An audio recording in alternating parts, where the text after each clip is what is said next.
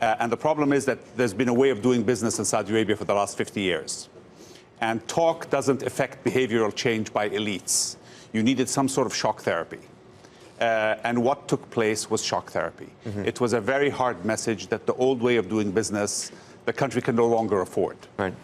It's messy, it's disruptive, it has short-term negative implications, but long-term, it's a very positive development. Can I ask you, though, just on the Al-Walid piece, I've argued to people, if Al-Walid was not on the list, this could have been a very important and big signal inside the country, but the Al-Walid piece made it an international story. It's the reason why we're still talking about it.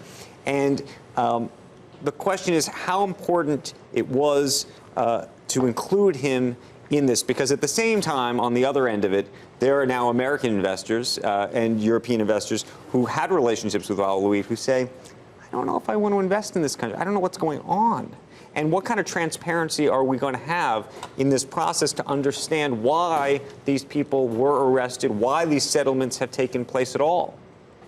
Well, look, you will not know that till the process is over. Will you know at the end? I think you will, because the government understands that it has to draw a red line and explain to the markets, domestic and international, that this was a sort of a once-only, unique, once-in-a-generational disruptive event that had to take place to affect behavioral change, but that going forward, that cannot happen again.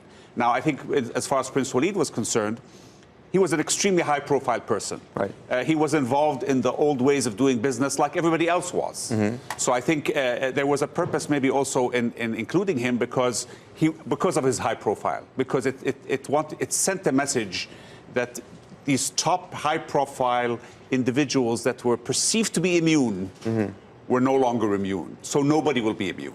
So I think in that sense, that was the purpose that was served by that. But it does mean that no matter what, they're going to have to come forward to the public arena with information that is damning about all of these people, including Al-Walid, so that it doesn't look like and isn't, in fact, some kind of shakedown. Well, and I think they will. I think to the extent that they have said that they're going to come out with a very transparent and public explanation of what happened once the process is completed. Now, what you have is a situation where over 90% of the people who've been held in the writs have settled, or are settling. A portion will remain, and that portion that remains will be formally indicted, and the charges will be available, and then they will go through a formal legal process.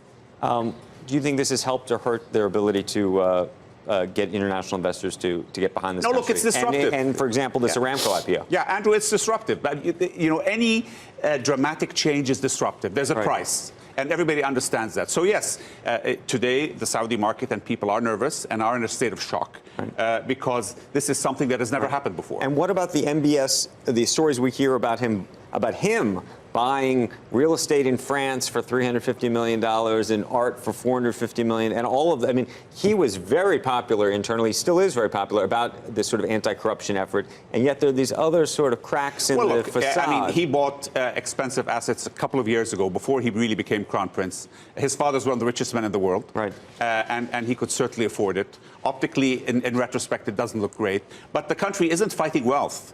They're not going over after people who can afford to buy yachts.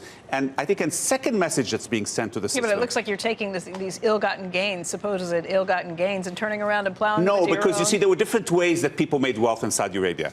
You either made wealth, the king has a capacity to give patronage, right? And the king has a budget where he allocates real estate and he allocates money. Okay for the king, but not to for people. princes. Well, no, the king gives it out to people in an organized fashion.